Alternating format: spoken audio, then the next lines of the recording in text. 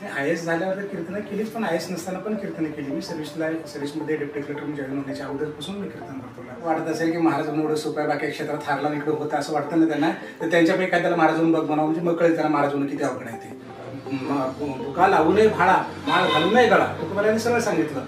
तुका म्हणे द्रव्य घेते देते तेही नरका जाते. स्पष्टच आहे, घ्यायच्या देण्याचा व्यवहारच होऊ शकत नाही अध्यात्मामध्ये.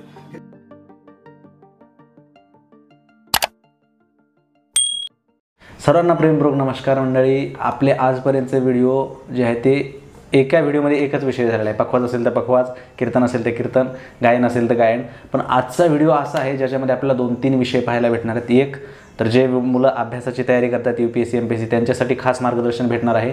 दुसरी गोष्ट की जे कीर्तनकार संप्रदायामध्ये येत आहेत त्यांना एक विशेष मार्गदर्शन भेटणार आहे. आणि तिसरी गोष्ट, एक IAS अधिकारी असून सुद्धा कीर्तनकार आणि पुन्हा विनामूल्य कीर्तन करून एक त्यांचं स्वतःची जी आत्मीयता आहे संप्रदायाबद्दल ती आपल्याला आज या व्हिडिओमधून पाहायला भेटणार आहे.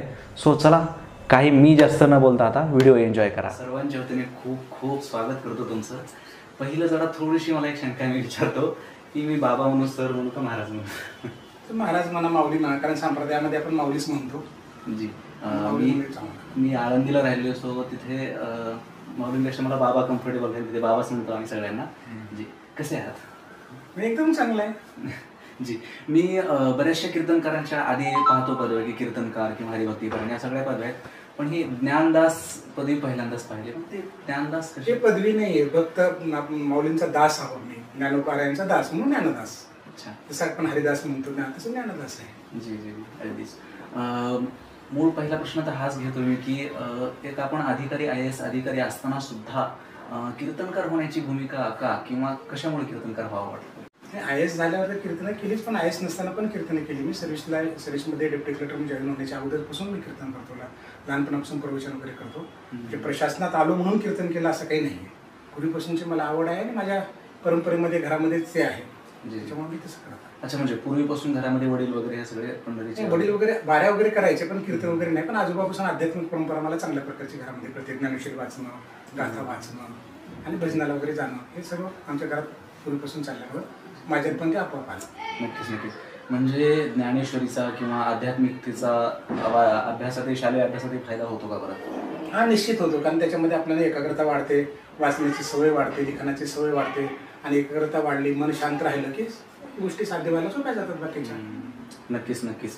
मग आता हे तर कीर्तन प्रवचन जे आपण ऐकतो आजकाल किंवा मोठमोठे महाराजही आता संप्रदायामध्ये आहेत, पण काय असतं की शालेय शिक्षण घेत असताना आपण जेव्हा स्टुडंट असतो तेव्हा हे स्पिरिच्युअलिटी किंवा अध्यात्म हे थोडंसं जरा नकोसं किंवा काय आपण म्हणू त्याला एक थोडंसं वेगळं वाटतं करायला. सो ते कितपत फायदेशीर ठरू शकतं? मग कीर्तन ऐकणं असेल किंवा प्रवचन ऐकलं असेल, असं ज्ञानेश्वरी तर ठीकच आहे. नाही, वेगळं वाटण्याचं कारण एवढं आहे की आम्ही आमच्या मुलाबाळांना अध्यात्म काय चांगल्या प्रकारे समजून सांगत नाही. कीर्तन प्रवचनाचा, अध्यात्माचा, भजनाचा किती चांगला फायदा होतो जीवनात हे जर आमच्या लेकराला सांगितलं तर लेकरांना ते पण आवडेल ना. आम्ही त्यांना आवडण्यासारखं सांगत नाही म्हणून त्यांना ते बाजूला गेलेलं बरं वाटतं. तुम्ही जेव्हा पटवून दाखवा तर निश्चित तिकडे येतील आणि त्यांना ते आवडेल. म्हणजे त्यांची आवड निवड बऱ्यापैकी मायबापावर अवलंबून आहे, पालकावर अवलंबून आहे.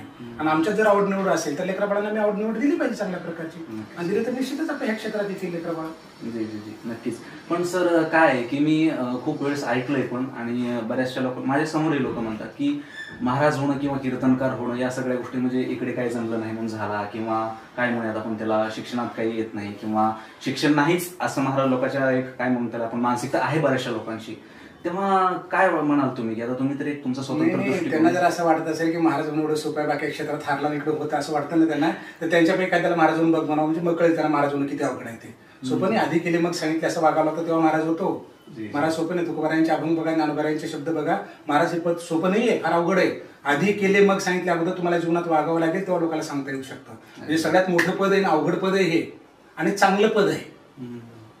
नक्कीच. पण काय आहे की बऱ्याच जणांची गावाकडे अशी भूमिका असते की बाबा महाराज, आता एक तुम्ही ज्ञानोबारायचं तुकोबारायचं अभंगाचं म्हणले, बरेचसे अभंग असं सांगतात की बाबा कीर्तन ज्यावेळेस आपण करू त्यावेळेस मानधनाचा विषय नकोस. तुकोबारायंत म्हणलं की बुक्का सुद्धा लावून घेऊ नका.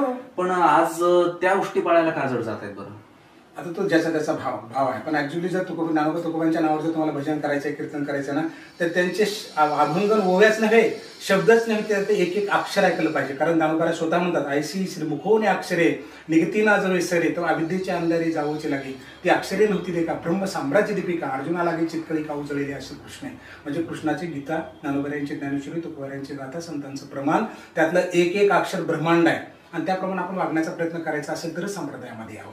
दाखवायचं करायचं असेल तर बुद्धी कारण संप्रदायामध्ये पण अडचणी निर्माण करू नये.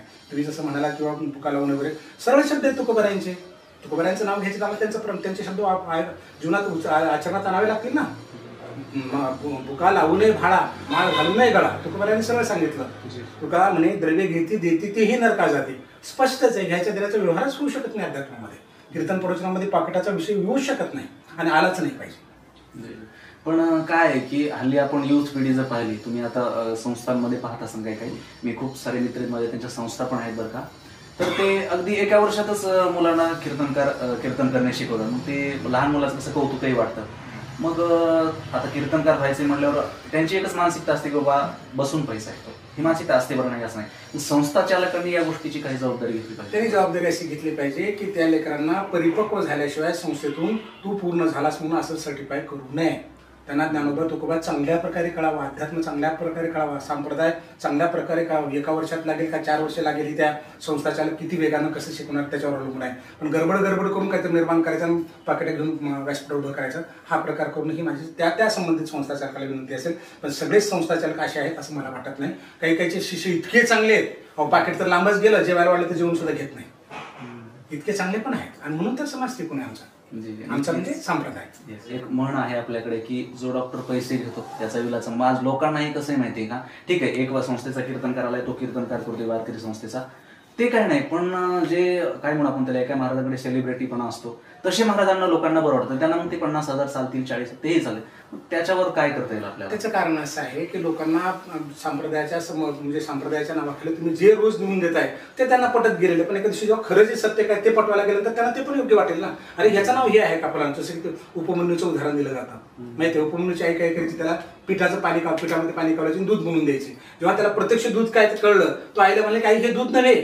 ती आई पण म्हणाले, हो बाळा हे दूध नव्हे, आपण गरीब आहोत, आपल्याकडे नसल्यामुळे मी तुला पीठ काढून दिलं. पण खरं जर दूध मागायचं असेल ना तर तू भगवंताची प्रार्थना करतो, तुला कुठं दूध उपलब्ध करून दे. त्याला माहितच नव्हतं ना ते. तसं सत्य लोकांपर्यंत नेलं तर लोकांना सत्य कीर्तनाला म्हणतात, प्रवचनाला म्हणतात, अध्यात्माला म्हणतात. आम्ही सत्य नेले तेव्हा कळेल. मग तुमचं आमचं काम तेच तरी आहे ना, सत्य नेऊ लोकांपर्यंत. आपण आपल्यासारखे अनेक लोक आहेत समाजामध्ये कीर्तन प्रवचनकार, अतिशय प्रामाणिक आहेत की त्यांच्या शब्दाला वजन पण आहे. आता अशीची संख्या कमी झाली तर थोडाफार परिणाम बाकीच्या लोकांचा होऊ शकतो. आम्ही जास्त जोरलो चांगलं होईल आणि आहेत ते पण सुधारतील. कारण नकारात्मक कोणाकडेच बघायचं नाही. ज्ञानोबांचं प्रमाण आहे, जे खळांची व्यंकटी सांडो त्या सत्कर्मवृत्ती वाढो, निर्माण होऊ नव्हे आणि खळ नष्ट होत असं नव्हे. वाईट जरी असले, चुकी जरी असले तर त्याच्या चुकीतला तो काढून टाकला की चांगला आहे. एक दगड जर आपल्या समोर घेतला ना, त्या दगडाचा नको तो भाग काढून टाकला की मूर्ती त्याच्यामध्ये आहे. फक्त नको तो भाग काढून टाका, सगळे चांगले आहेत, फक्त नको ते काढून टाकू आपण. ठीक आहे. आता सपोज एखादा कीर्तनकार तयार झाला आहे, तो हळूहळू समाजामध्ये येतोय, पण त्याची शालेय शिक्षणाची कुवतही तितकीच मजबूत असली पाहिजे का बरं? वस्तुस्थिती असलीच पाहिजे. कारण शालेय शिक्षण पक्क झालं तर समाजात उभं राहता येणार. नुसतं कीर्तन करून समाजात उभं राहतो म्हणजे अडचणच जाईल. त्याला जीवनचरित्रात पण चालवायचे, आईवडिलाचे स्वप्न पण पूर्ण करायचे, पायावर पण उभं राहायचंय, संसार पण करायचा भविष्यामध्ये. कीर्तन प्रवचन हा काही संसाराचा भाग नव्हे, म्हणजे संसार चालवण्याचा मार्ग नव्हे. तो हा जगाला आनंद देण्याचा आणि स्वतःचं जीवन आनंदी करण्याचा आहे, आत्मोन्नती करून घेण्याचा मार्ग आहे. पण आर्थिक उन्नतीसाठी शिकावंच लागेल, नोकरीत जावंच लागेल, काहीतरी कामधंदा करावाच लागेल त्याला. म्हणून शिक्षणाचा पाया पक्काच केला पाहिजे. शिक्षण सोडून कीर्तन प्रवचन करावं असं मी म्हणणार नाही, पण शिक्षण करत असताना कीर्तन प्रवचन करू शकतो. नक्कीच सर. आपला सुरुवातीला विषय कीर्तनावरती झाला म्हणून इकडे घेऊन मला जरा थोडंसं वैयक्तिक जीवनावरती जायचं तुमच्या आता की ॲज एक स्टुडंट म्हणून लहानपणी तुम्ही कसे होते बरं एक शाळामध्ये? मला एवढं काही जास्त शहर वातावरण वगैरे आमच्या गावात नव्हतं. निवड खेडेगावात 10वीपर्यंत आम्हाला शहरच कळत नव्हते कुठले. कपड्याला गंध लावणे, हाफ पॅन्ट चड्डी घालणे, रोज ज्ञानेश्वरी वाचणे, संध्याकाळी भजनाला जाणे, दिवसभर शाळेत जाणे, शाळेचा अभ्यास संध्याकाळी आला कीर्तन भजनाला जाण्याच्या अगोदर करणे, आई वडील सांगते तेव्हा थोडं गाथा वाचणे, ज्ञानेश्वरी वाचणे, हे दैनंदिन जीवन होतं. आणि आजोबाकडे बघून वडिलाकडे बघून ते वाचन वगैरे करायचं. म्हणजे विशेष काही असं जीवन वेगळं नव्हतं की मला फार काही चांगलेच होतं, मी तर काही करण्याचे फार मोठी स्वप्न बघत होतो. हे स्वप्न वगैरे 10वीपर्यंत काही विशेष नव्हते. दैनंदिन जीवन हे घरातलं चांगलं होतं, कारण आचरण चांगलं होतं सर्वांचं. त्या आचरणाच्या मार्गावर आम्ही येत राहिलो. मी पाहिलं की एका भाषणामध्ये तुम्ही विद्यार्थ्यांना भाषण देत होते, तिथं तुम्ही म्हणाले की एकदमच 12वीच्या दरम्यान जो आहे तो अलीकडे 11वीच्या वेळेस ग्राफ तुमचा अभ्यासाचा एकदम वर गेला किंवा शाळेतली पर्सेंटेज असेल किंवा ह्या सगळ्या गोष्टी असेल, मग त्यावेळेस ते अभ्यासाचं सातत्य किंवा काय याचं कारण आहे एवढा ग्राफ जो वर गेला तुमचा? 10वी पर्यंत मी घरीच होतो. 10वी संपल्यानंतर 10वी पर्यंत घरी होतो, म्हणजे शेतातली कामं करावं लागायची, आईवडिलांसोबत राहावं लागायचं, काही पर्यायच नव्हता ते केल्याशिवाय. आणि शिक्षणाला एवढं महत्त्व असतं काही जाणवलं नव्हतं. पण जेव्हा 10वी पास झाल्यानंतर आमच्या वर्गात भरपूर मुलं होती, पण त्यातली काही मोजकीच मुलं आम्ही पास झालो. आणि मग कळलं की अरे शिक्षणाचा फार महत्त्व आहे. मग उदगीरला गेलो आम्ही शिकायला. तर ते कॉलेजचं वातावरण वगैरे की हे केल्यानंतर ते होऊ शकतं, ते केल्यानंतर ते होऊ शकतं, एवढा अभ्यास करणं भागच आहे. मग त्याच्यामध्ये आनंद वाटत गेला शिक्षणामध्ये. आणि शिक्षणाशिवाय दुसरा काही उपाय नव्हता माझ्यासमोर. शेताकडे वगैरे जाण्याची वेळ पुन्हा उदगीरला आल्यानंतर आली नाही. त्याच्यामुळे वेळ मिळत गेला ना अभ्यासाचा वाटत गेला भाग.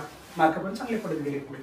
जी शाळेत ज्यावेळेस हॉस्टेल असेल किंवा शाळा कॉलेज वगैरे असेल, इथं अभ्यासापेक्षा जास्त बाकीच्याही काही गोष्टी आपल्याला वाढताना दिसत आहेत. मग ते थोडंसं उघड बोलतो, माफी मागून मी, की मग आपण त्याला व्यसनाधीनता म्हणू किंवा गावाकडे जे शिकण्यासाठी टाकले त्यापेक्षा खूपच टाइमपास असेल.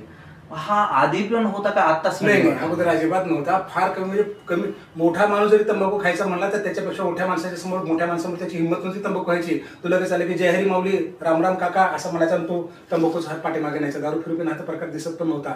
आता उघड चौकड झाले, त्याच्यामुळे ते सोपं वाटू लागले लोकांना की हे जीवनाचा काय अविभाज्य काय असं वाटतं. आता आमच्या लहानपणी म्हणजे जवळपास 30-35 वर्षाखाली हा प्रकारच नव्हता. त्याच्यामुळे तसले विचार आमच्या मनात शिरण्याचा प्रश्नच नव्हता. फक्त अभ्यास, मायबाप याच्याशिवाय दुसरं काही दिसत नाही, तिसरं काही दिसत नव्हतं आम्हाला. पण आमचा अभ्यास होत गेला. तेव्हा आता परिस्थिती बिघडलेली आहे बाहेरची. आता त्या बिघडलेल्यानंतर नीट करणं जास्त अवघड झाले. पण करू शकतो. अवघड झालं म्हणजे हाताच्या बाहेर गेलं असं होऊ शकत नाही. कारण पुन्हा कोणी चांगलं घडूच लागलेत.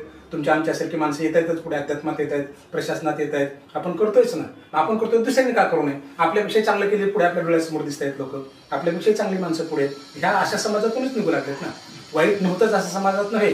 तर तुम्ही चांगलं जर घ्यायचं ठरवलं की 100% चांगलं होऊ शकतं. तुमच्या घरात चाकू नाही आहे का? चाकू आहे कांदा कापण्यासाठी. मग हाताला हाणून घेता का तुम्ही कधी? तुम्हाला कळतंय नाही हाताला लागले की मार लागतो म्हणून. लाईटचे वायर तुमच्या घरात नाहीत का? हात लागले की करंट लागतो. कोण कोण घरात त्याला हात लावतं करंटला? हात लागले की करंट लागतं, कळतं ना. मग अशा वाईट गोष्टी समाजात आहेत ना. मग लावू नका तुम्ही त्याला. का असे ना जाईना, आम्हाला काय करायचं बाकीच्या गोष्टी? ही मानसिकता आमची दृढ झाली पाहिजे. आणि याच्यात पालकाची भूमिका अतिशय महत्वाची आहे. कारण आपली खरी संपत्ती आपली मुलं बाळ आहे. घरदार, गाड्या, घोडे ही संपत्ती नव्हे. कारण तुमच्याकडे कोट्यवधी रुपये असतील, तुमची जर मुलं बिघडली ना, हे सगळं पाण्यात जातं. पूत सपूत तो क्यू धनसंचय, पूत कपूत तो क्यू धनसंचय. जर मुलं वाईट आहेत तर कशाला धनसंचय करता? उद्या मारामारी कोण घेऊन जाते तुमच्यापासून. आणि चांगले तर कशाला धनसंचय करता? कारण ते चांगले आहेत ना, तुम्हाला सांभाळतील ना सगळ्यांना. असा विचार आपण केला पाहिजे. वाईट नाही समाजातला भाग नाही आहे. त्याला आम्हाला त्याच्याकडे बघायचं नाही, त्याचा स्वीकार करायचा नाही. उदाहरण तुम्हाला घरातलं दिलं, राईटच्या करंटचं दिलं, आम्ही त्याला हात लावत नाही, त्या हाताला हाणून घेत नाही. आणि त्याप्रमाणे समाजातल्या वाईट गोष्टी आम्हाला नको. बाबा ठीक आहे, समजा याच्याकडे पाहायचं नाही किंवा तो गुण घ्यायचा नाही, ठीक आहे सर. पण हे वाढलं का बरं हल्ली? याला काय कारण असू शकतं? ह्या ज्या गोष्टी वाढल्या किंवा संलग्नता असेल, एक तर संस्कार कमी होत चाललेत वरचेवर. सगळ्यात महत्वाचं, लोकसंख्या मोठी प्रमाणात वाढत चाललेली आहे. शहरीकरण झालेलं आहे. आजूबाजूच्या माणसाला आम्ही कोणी विचारायला तयार नाही.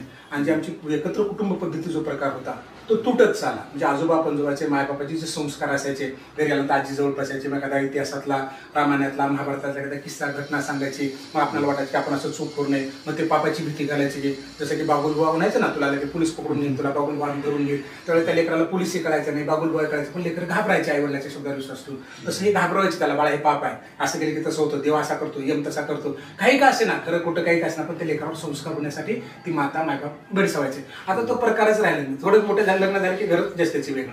मग संस्कार करायला कोण आहे घरामध्ये? नवरा बायको नोकरीला चाले, पोरं मोकळे झाले, टीव्ही बघ, मोबाईल बघ, खेळ फलानं कर, विस्तार कर. म्हणून पुन्हा म्हणून तुम्हाला पहिल्या ह्याच्यात सांगितलं मी तुम्हाला की मुलं ही खरी संपत्ती आहे. ज्या पालकांना कळलं आणि त्या संपत्तीकडे लक्ष दिलं की चुकीचं घडत नाही, फरक पडतो. अगदी शाळे अभ्यास असेल, MPSC ह्या सगळ्या गोष्टी असतील, ते करायचं म्हणलं की गावाकडून जेव्हा एखादा मुलगा येतो त्याच्यामुळे समोर या सगळ्या गोष्टी असतात की क्लासेस एवढा सगळं असतं, या सगळ्या गोष्टी हे काही न करता ह्या गोष्टी केल्या जाऊ शकतात. होऊ शकतात. क्लासेस लावा, असं काही कशाचं बंधन आले. तुम्ही पहिलीपासूनचे पुस्तकं वाचा. आता तुम्हाला एक उदाहरण सांगतो, हा चांगला प्रश्न विचारला. 5वी पर्यंतची मुलं एका बाजूला बसवा आणि BSc BCom झालेली, MA झालेली पोरं एका बाजूला बसवा आणि 2 प्रश्न विचारा. A+B च्या कंसाचा वर्ग. MPSCनं तुम्हाला विचारला. हे 5वी पर्यंतचे उत्तर देतील का? BSc झालेले उत्तर देतील विचारा. हे 5वी पर्यंतचे लेकर A+B च्या प्रश्नाचं उत्तर देतील. पायथागोरसचा प्रमेय हे 5वी पर्यंतचे लेकर सांगतील. कच्या नंतर 7वं अक्षर कोणतं हे 5वीचे लेकर सांगतील. हे BSc BCom MCom झालेले सांगू शकत नाही. कारण काय केलं, पुढे पाठ मागे सपाट सगळं साफ करून पुढे निघून गेले. यांना राष्ट्रगीत येत नाही, यांना भारत माझा देश कळत नाही, म्हणजे प्रार्थना येत नाही, पाठ होत नाही, सगळं विसरून गेले, गणित विसरून गेले, विज्ञान न्यूटनचा प्रयोग विसरून गेले, चिपांजीचा प्रयोग विसरून गेले. हे सगळ्या लेकरांना पाठ आहे. हे पाठ झालेलं कायमस्वरूपी तुम्ही ठेवा. पहिलीपासूनचं पुस्तकं ठेवा, वह्या ठेवा, रोजचे पेपर वाचा, टीव्ही बघा, बातम्या बघा, त्याच्यातल्या समाजात कशाची तुम्ही परीक्षा म्हणून बघा. तुम्ही सिनेमा बघायचा ना, बिलकुल सिनेमा बघा, पण ती हिरो हिरोईन कसे नाचते ते नका बघू. त्याचा डायरेक्टर कोण आहे, सेन्सॉर बोर्ड म्हणजे काय, त्याचा अध्यक्ष कोण आहे, चित्रपट अवॉर्ड कुठला असतो, इंटरनॅशनल अवॉर्ड कुठला आहे, यावर्षी कुणाला मिळाला, सुरुवात कधीपासून झाली, ब्लॅक व्हाईट काय, 70 mm काय, 35 mm काय, हे बघा ना तुम्ही. पाणीपुरी खा हो तुम्ही जाऊन रस्त्यावर, माझं म्हणणं नाही, पण पाणीपुरी खाताना त्या हातात जो रद्दी पेपर आला ना पाणीपुरीच्या खाली, तो रद्दी पेपर म्हणून फेकू नका बाजूला. पाणीपुरी खाता खाता त्या रद्दी पेपरवरची बातमी वाचा. भारत पाकिस्तान क्रिकेट झाला, त्याच्यात कोण जिंकला, फलाण्या देशाचं काय, बिस्तान, काहीतरी बातमी असेल ना, 1 मार्क तुमचा वाढेल. बसमध्ये बसून प्रवास करताय का, शेतकऱ्याच्या बाजूला येऊन बसा तुम्ही. तरुण तरुणी बघू नका तिथे जाऊन, त्या शेतकऱ्याच्या बाजूला बसा, सहज विचारा, बाबा कोण्या गावचे, ते फलाण्या गावचे, किती एकर शेत आहे, काय पेरलं, कापूस पेरला, कोणत्या जातीचा पेरला, कोणता रोग पडतो, कोणतं औषध मारतात, सरकार कापूस खरेदी करतं का, मग किती रुपयाने खरेदी करतं, बाजारात काय आहे, किती प्रश्न पाठ झाले आमचे. रोग कळला, कापसाची जात कळली, ते किती एकर आहे, किती गुंठे. करणाऱ्या माणसाला कुठेही मिळतं ना हो. तुम्ही तेवढ्या कशाला क्लास लावायची गरज आहे मग. तुमच्याने हे होत नाहीत बारीक गोष्टी. तुझं आहे, तुझं पाशी परी तुझं चागा चुकलाशी, हे आमचं अध्यात्म सांगतं. तुझ्या जवळ आहे तेवढं पूर्ण पाठ कर, मग बघ बाहेर काय शिकवतात कोणते. जायची गरज पडणार नाही. तू तो स्वतःला शिकव. तू स्वतःला शिकवण्यामध्ये कमी पडला बाळा, म्हणून तू क्लास लावतो जाऊ, असं माझं मत आहे. नक्कीच नक्कीच. अगदी बाबा, पण गावाकडून जो एक साधारण विद्यार्थी येत असतो, सपोज त्याला 10वीला एक समजा 50% आत टक्केवारी पडली असेल, मग त्याच टक्केवारीला तो स्वतःचं कॅरेक्टर मानतो, किंवा घरचे त्याच्यावरच लगेच हे करत निश्चय घेतात की बाबा नाही एवढे पडले तर तू पुढे काय करशील. मग त्याने घरच्यांनी असा दबाव आणायला पाहिजे, किंवा त्याने त्याच्यातून पुढे यायला पाहिजे का? लेकरावर, विद्यार्थ्यावर आई वडिलांचा दबाव आणूच नाही. त्याची मानसिकता बघावी, त्याची करण्याची इच्छा बघावी, प्रबळता बघावी, त्याची आवड कशामध्ये बघावं, आणि त्या आवडीच्या क्षेत्राच्या माणसांच्या भेटी घालाव्या, त्या क्षेत्रात पुढे गेलेले. मग ते काय सांगतात, परीक्षा कशा असतात, पेपर कसा असतो, अभ्यास कसा असतो, आणि त्याच्याप्रमाणे त्यांना चालण्याचा प्रयत्न करावा. आपण लेकरावर लादणं हा प्रकार सोडून दिला पाहिजे. त्याच्या भावना, त्याचे विचार, हा जर 100% चुकतोय असं वाटत असेल तर त्याला पटवून दाखवा की बाळा पुढे गेला त्याचा मार्ग इथं फुटणार आहे, त्याच्याने हे अडचणीचं होणार, हे चांगलं होणार आहे, हे भलं होणार आहे. तुम्ही समजून सांगा. कारण लेकर इतके हुशार झालेत की बाहेर गेले की महिना 15 त्याला सगळं कळतं की कोणतं फील्ड चांगलं आहे, काय करायला पाहिजे, कुठलं करायला पाहिजे. थोडं फिरून फिरून द्या ना 4-8 दिवस त्याच्या परीक्षा पास झाल्यास. बघू द्या कॉलेजला, इकडे तिकडे भेटी घेऊन लायब्ररीत जाऊ द्या, विद्यार्थ्यांशी चर्चा करून ते स्वतः सांगतात की मला असं असं करायचं, आणि करू द्यावं त्याला.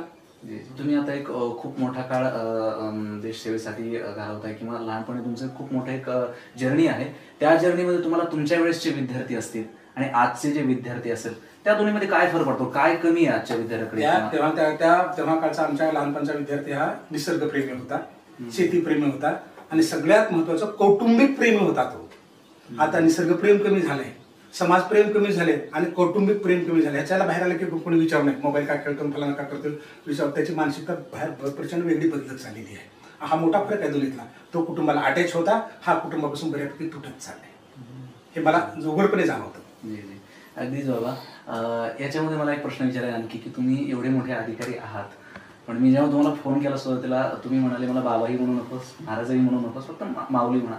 तर ही लीनता कशी येते बरं एवढा मोठा अधिकारी असताना? तुम्हाला तर बघायचं नाही ही लीनता. येता नाडोबा तुकोबाच्या दिंडीत जाऊनच या तुम्ही. मी तुम्हाला सांगायची गरजच नाही. 100% तुम्हाला तिथं अनुभव येतो. तुम्ही पत्रावळ्या उचला, झाडा झाडलोट करा, सगळं काय एकदा जाऊन या, अनुभव घ्या नानोबा तुकोबाच्या दिंडीचा. अहो यांनी एवढे 14 गुणाचे मालक, विष्णू महाविष्णूचा अवतार ज्यांना म्हणलं जातं, जगद्गुरु तुकोबाला ज्यांना म्हटलं जातं, तेच एवढे लहानपण देगा देवा म्हणतात. तर आम्ही तुम्ही काय आहोत? हा देह नाशवंत आहे, 100% कधी जाणार आहे. आणि जोपर्यंत आमच्यामध्ये अहंकार मी पण आहे ना, तोपर्यंत आम्ही आमचे सुद्धा नाही. संत कबीराने सरळ सांगितलंय, जब मैं था तब हरी नहीं, अब है हरी है मैं नहीं. तुझ्यामध्ये जोपर्यंत अहंकार मी पण आहे ना, तोपर्यंत देव सुद्धा नाही. तू तर तुझा नाहीच नाहीस, देव बी तुझा नाही. आणि आपल्याला आपलं व्हायचं असेल, आपल्याला स्वतःवर प्रेम करायचं असेल ना, तर पहिला प्रथम हा नाशवंत असणारा अहंकार काढून टाकला पाहिजे.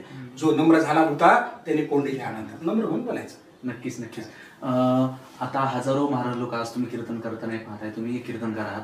मग काय वाटतं की महाराज लोक अध्यात्म तर सांगतात, ठीक आहे, कीर्तन ज्ञानोबा तुकोबा सांगतायत, पण त्याच्या अतिरिक्त अशा काय योजना आहेत सरकारच्या, किंवा झाडेला काय सांगायला पाहिजे? नाही, सरकारच्या योजना सांगितल्या. सरकार म्हणजे कोण? आपणच सरकार आहोत ना सगळे. लोकशाहीमध्ये कोण आहोत? तुम्ही आम्ही सगळे सरकार आहोत. सरकारचा अविभाज्य भाग आहोत आपण, आणि हे आपल्या सगळ्यांच्या जबाबदारी आहेत. जर समाजातली बेरोजगारी हटवायची असेल तर सरकारच्या योजना कीर्तनातून सांगितल्या पाहिजेत. घेतलं पाहिजे, तहसीलदारकडून व्हिडिओकडून माहिती घेतली पाहिजे आणि ते सगळं एकत्रित करून लोकांना सांगितलं बाबा शेतकऱ्याला हे अनुदान मिळतं, फलाना मिळतं, हे करता येतं, ते करता येतं सांगितलं पाहिजे. कारण तुम्ही आम्ही प्रसार केला पाहिजे ना, आपल्याला काही पदरचं द्यायचं नाही ना.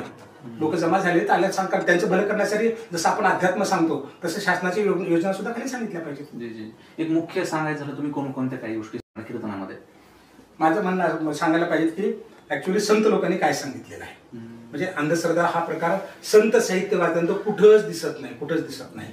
आम्ही वेळेपणा जर करत असतो अंधश्रद्धा तो करू नये, हे एक. आणि दुसरी गोष्ट की जसं माऊलीची एक गोष्ट सांगतो, मला काय सांगितलं पाहिजे तुम्ही असं म्हणताय ना, नगरेची रचावी जलाशय नरमावी महावने लावावी नानाविधी. फक्त एक ओळी मी घेतली. नाना काय म्हणतात, नगराची रचना करा म्हणजे की तुमच्या लक्षात आलं असेल, नाली सोडा, रस्ता सोडा, मोकळ्या जागा सोडा, शाळेला सोडा, पटांगण सोडा वगैरे वगैरे आलं. आणि ते करीतच नाही. जागा दिसली की अतिक्रमण.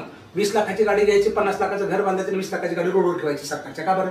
हे चुकीचं नाही का? याचं नाव नगरीची रचावी आहे का? जलाशय निर्माण, जलसाठे निर्माण करायला सांगितलं 700 वर्षाखाली. प्रचंड पाऊस पडायचा तेव्हा. आताची भूक आपली सांगितली, आपल्या अडचण नंबरांनी तेव्हा सांगितले जलसाठे पहिल्यापासून पाणी आडवाडवी करा, पाण्याची व्यवस्था करा चौकडे सगळ्या, असं त्यांनी सांगितलं. बरोबर आहे. पुन्हा स्वच्छता सांगितली, नगरीची रचावी जलाशय निर्मावी जलसाठे निर्मावी महावने लावावी नानाविधी. मोठ्या प्रमाणावर झाडं लावावी वेगळ्या प्रकारची. जे स्वच्छता सांगितलं, पाणी जेव्हा सांगितलं, मोठ्या प्रमाणात झाडं लावायला सांगितलं, हे आम्ही सांगितलं पाहिजे कीर्तनातून.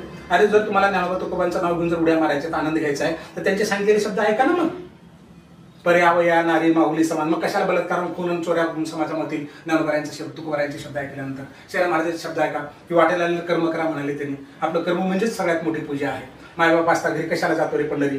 ज्ञानोबाराय म्हणाले तरी घरी माता पित्रा धड बोली नाही संसार विश्वभरा मूर्खू जैसा. ज्ञानोबाराय म्हणाले की घरात नीट बोलत तीस बाहेर लोकांच्या पाया पडतोय. अगोदर घरात नीट बोल ना. तीर्थे बाहेरमूळ चाळे कर्मे अभ्यंतर उजळे एव तीर्थे जाणे निर्मळे सत्कर्मेचे. अरे तीर्थक्षेत्र काय आहे? बाहेरमूळ तिथे गेलं तर अंतर्मूळ जाण्यासाठी कर्मच करावे लागते आपल्या वाट्याला आल्या. मग तुम्ही विद्यार्थी आहात तर अभ्यास करा, शिक्षक आहात तर चांगलं शिकवा, मायबापाचं लेकर चांगलं घडवा, शेजारी आहात तर शेजारीशी चांगला वागा. हेच धर्म आहे ना आमचा. स्वधर्म म्हणजे काय? आणि हे संतांनी सांगितलं तर आम्ही करत गेलो, कीर्तनाद्वारे आम्ही सांगत गेलो. त्यासाठी आधी केले मग सांगितले पाहिजे. 5-10 मिनिटं बोलायचं, ज्ञानोबारायांनी असं सांगितलं, तुकोबारायांनी असं सांगितलं, आणि मग हसतचापणा करायचा, कमरेच्या खालचे जोक करायचे, विनोदाचार्य म्हणून घ्यायचं, पॉकेट घेऊन यायचं. परिणाम होत नाही.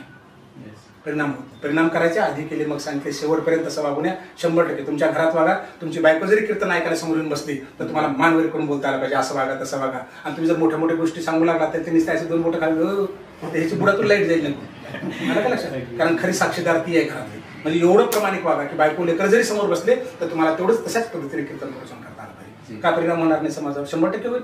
आणि जर तुमच्यावर परिणाम होत नसता तर तुम्ही कीर्तनात आलेच नसते. परिणाम करून घ्यायचा आहे म्हणून तुम्ही आले. बाकीच्या सभा बघा, कोणाच्या सभा मला नाव नाही घ्यायचं. सभेला बघा, लोकांना विनंत्या करून आणावं लागतं. कीर्तन प्रवचनाला विनंती करून आणावं लागत नाही. तुम्ही स्वतःहून येता. लोखंडाने लोखंड कापा तिथे. त्यांच्या मनावर तुम्ही फटाफट हाणला जर ना तरी सुद्धा लोक आनंदाने ऐकतात. पण ज्ञानोबा तुकोबांनी काय सांगितले ते सांगून त्यांच्या मनावर आघात करा. म्हणजे ते चुकीचे निघून जातील आणि चांगल्या गोष्टी तिथे घडतील.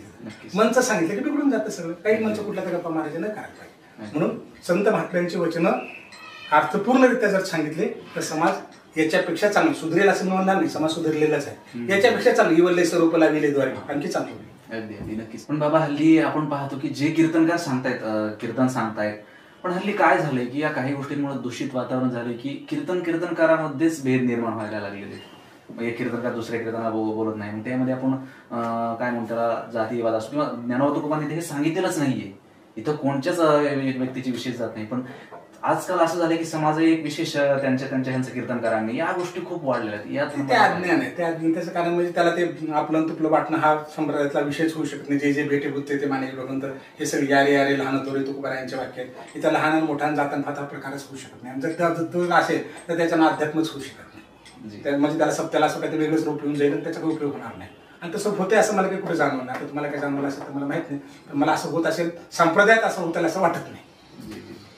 बाबा काय की एक वारकरी कीर्तनकार जेव्हा असतो किंवा वारकरी विचारधारा जेव्हा असतात त्यावेळेस त्याचा आपण ठीक आहे आपण अधिकारी आहोत, तो भाग वेगळा आहे. पण लोकांमध्ये एक वारकरी असण्याचा आजपर्यंत वारकरी विचारधारा आहे पण अधिकारी आहोत असा एखादा संगम किंवा अशी कुठली एखादी घटना आहे किंवा की जेणेकरून लोकांना तुम्ही अधिकारी तर आहेत ठीक आहे पण अधिकारी वारकरी असल्याचा फायदा झाला लोकांना अशी अशा तर खूप घटना वारकरीला फायदा झाला असं मी म्हणणार नाही. पण अधिकाऱ्यातला वारकरी जागा झाला तर त्याचा प्रशासनाला फायदा चांगल्या प्रकारे होतो. याचे काही बरेच उदाहरण आहेत. मी सुरुवातीला प्रोफेशनल तहसीलदार होतो बिलोलीला. तर ते एका तलाठीच्या बैठकीतल्या वसुल्या झाल्या का ते म्हणजे फलाण्या गावातले लोक देत नाही, नंतर देतो म्हणतात, फलान होतात. मला चल बरं मी गावात येतो. मला तर गाव ते निश्चित आठवत नाही. तर त्या गावामध्ये आम्ही गेलो. योगापणे सप्ताह चालू होता. सप्ताह चालू होतं, ते पारावर थांबलं. लोक त्या सप्त्यामध्ये पारायणवर चालू होतं. मी पण पारायणाला थोड्या वेळ बसतो. पारायण संपलं. मग लोक काही तिथं पायऱ्यावर बसले होते. मग त्यांनी परिचय करून दिला एकमेकांचा. मी म्हणलं काय तुम्ही सप्ते करता, म्हणलं की साधी वसुली भरत नाही शासनाची, कशाला सप्ते करायचे म्हणलं. ज्ञानोबा तुकोबांनी हे शिकवलं का आपल्याला. मग त्यांना काय गोया वगैरे सांगितलं, शासनाचा कर भरणं आवश्यक आहे, कर्म आहे, आपल्या कर्माचा भाग आहे, असा तसा. एक 5 मिनिटं बोललं तर ते म्हणजे बघ तुम्ही तहसीलदार साहेब असून, मी ऍक्च्युली डेप्युटी कलेक्टरच होतो, पण 4 महिने आम्हाला प्रशिक्षण पिरियड होता त्याच्यातला. तर तुम्ही एवढा अधिकारी असून बोलता ओळ्यावर वगैरे, त्याच्यावर त्यांना ते भारावून गेले. त्यातला एक प्रमुख उभा राहिला, तो म्हणाला साहेबांच्या वरची वसुली किती आहे. त्यावेळी 4-2 हजार रुपये वसुली होती त्याची. ते म्हणजे सगळ्या गावाची भरून टाकतो म्हणे वसुली. आम्हाला पावत्या फाडून द्या म्हणजे गावाकडून नंतर वसुली करतो आणि घेऊन टाका आमच्या पैसे. फायदा झाला. मग त्याच्या बेसिस गेला चौकडे चांगले की अधिकारी हे करू शकतो. तुमच्याच ह्याच्यात परभणी जिल्ह्याचं पूर्ण नावाचं गाव आहे. तर आम्ही ॲडिशनल डिस्ट्रिक्ट मॅजिस्ट्रेट होतो परभणीला. एका मागासवर्गीयाचं प्रेत पडलं होतं आणि ते शेतकरी त्या शेतात त्याचा दफनविधी करण्यापासून रूप होते, त्याला जाऊ देत नव्हते. कारण त्याचा मावेजा त्यांना मिळाला नव्हता, ते अक्वायर झाली होती, जमीन झाली नव्हती. आमच्या लोकांनी सर्वांनी जाऊन प्रयत्न केला, पण ते चिडून बसले, म्हणजे ठाम होऊन बसले की मी आमच्या शेतात जाऊ देणार नाही, आम्हाला ॲक्विशन करा, आम्हाला पैसे देणार, तुम्हाला प्रेत कुठे न्यायचे ते न्या. आणि हे लोक अडवून बसले मागासवर्गीय, आम्हाला करायचं तिथंच दफनविधी करायचा. पण शेवटी आमचे जिल्हाधिकारी महोदय मधुकरराव चौधरी म्हणून होते. ते म्हणाले की माऊली तुम्ही माऊली म्हणून जा त्या गावामध्ये, कारण ते प्रश्न तुमच्याशिवाय मिटणार नाही. म्हणजे संप्रदायावर एवढा मोठा विश्वास आहे प्रशासनाचा सुद्धा, लोकांचा सुद्धा. म्हणजे प्रशासनाचा ऍडमिनिस्ट्रेशनमध्ये काठी घेऊनच प्रशासन करावं असं नाही. त्यात काही अशी लोक आहेत की तुमच्या भावनेशी मनाशी जुळले की तुम्ही ऐकायला तयार होता. मी त्या गावामध्ये तसाच गेलो तिथे आणि योग इतका भारी की त्या बाजावरती शेतकरी माणूस बसला होता, मोठ्याच्या मोठ्या झाडा, गळ्यात 3-4 माळा होत्या आणि लोकांनी मला सांगितलं की हेच शेताचे माळ आहे. मी तिथे सरळ गेलो आणि त्याच्या माळेला हात लावला. म्हणलं बाबा तुम्ही माळकरी असताना तुम्हाला जाताना 5 कळते का, मला धर्म कळतो का, मला असा जर असेल तर माळ कशात होता गळ्यामध्ये. मग ते म्हणजे तुम्ही फडसाहेब तर नाही ना. म्हणलं हो मी फडसाहेबच आहे. मग सांगा ना काय नाही. म्हणलं ते प्रेत आपल्याला आपल्या शेतामध्ये दफन करा. चला ना माऊली आम्ही कुठे नाही म्हणतो. आणि अक्षरशः 10 मिनिटात तो विषय म्हणून ते बातम्या आपण जे पाहिलं म्हणताय ना ते अशा पद्धतीचं होतं. नक्कीच सर, खूप खूप धन्यवाद, तुम्ही यासाठी वेळ दिलात सर्वप्रथम तर. एक शेवटचा प्रश्न घेतो मी आता, की एक तुमची समाजाकडे पाहण्याची एक विशेष दृष्टी आहे, तुमची स्वतःची स्वतंत्र दृष्टी आहे. तर मी खास करून वारकरी संप्रदायातील युथ पिढी असेल किंवा ही युथ पिढी असेल, या दोन्हीमध्ये कॉन्फिडन्स असेल, काय म्हणून आपण त्याला सातत्य असेल अभ्यासाचं, मग ती ज्ञानेश्वरी गाथा असो किंवा या सगळ्या गोष्टी इकडे असो, त्या सगळ्या गोष्टी थोड्याशा कमी तर होत चालताना आपल्याला दिसतातच. तेव्हा तुम्ही त्यांना काय सांगाल बरं या गोष्टीबद्दल? नाही, कमी होत चालायचं असं नाही. ते त्या वेळेप्रमाणे करू लागले, ते पण मन लावून करेना झाले.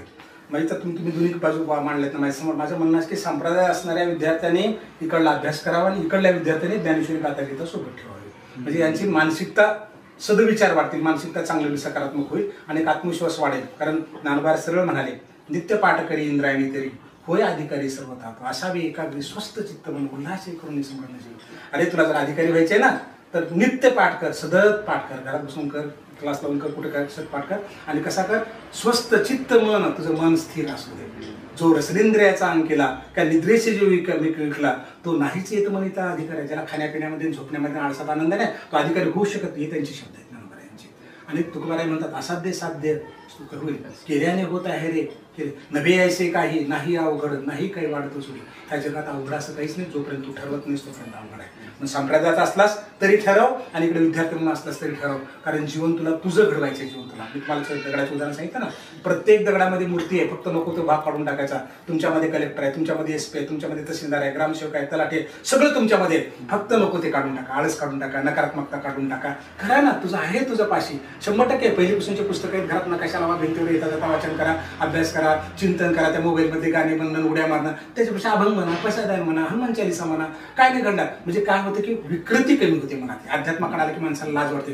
तुम्ही कपाळाला गंध लावलात, गळ्यात माळ घातली, बाहेर जर चुकीचं केलात ना तर एखादा फाटका माणूस तुम्हाला म्हणतो माळकरी असून असं करता का, म्हणजे ह्या माळेची तेवढी मोठी किंमत आहे. अरे भारत दिसताना असं करता का म्हणतो. म्हणजे हे दाखवण्यासाठी नव्हे, आम्ही जर चुकत असेल ना तर लोक पण आम्हाला दाखवतील. म्हणून संप्रदायाला धरून करा, निश्चित यश मिळणार नाही असं होणार नाही. नक्कीच.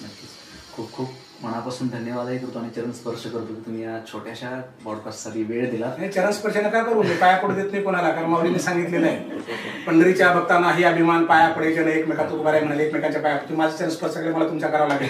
आणि माऊली म्हणाले पूज्यता डोळ्याने देखावी स्वकीर्ती काढी नाही मी अमुकायची नवीशेची लोका ते सत्कारायची की गोठी की आदरेची देव मरणेची साठी नमस्कार. माझा भक्त तोच होऊ शकतो ज्याला पूजा सत्कार केलेला आवडत नाही आणि पाया पडल्या पडलं तर त्याला मरण्यात झाला पाहिजे, म्हणून पाया पडायचा विषयच होऊ शकतो.